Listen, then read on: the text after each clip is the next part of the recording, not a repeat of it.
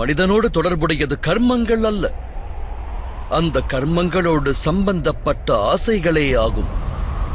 எவ்வாறு மாதவா?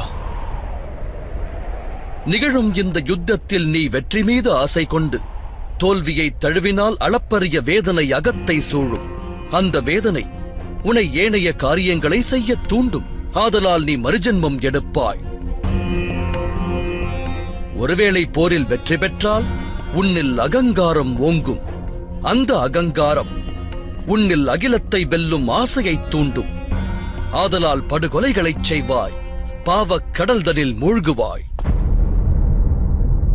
சிந்தித்துப் பார். ஒருவேளை நடக்கும் யுத்தத்தில் வெற்றியின் மோகமோ தோல்வியின் பயமோ இல்லாதிருந்தால் யுத்தத்தின் இறுதியில் நீ பெறுவது சுகமா இல்லை துக்கமா பார்த்தா?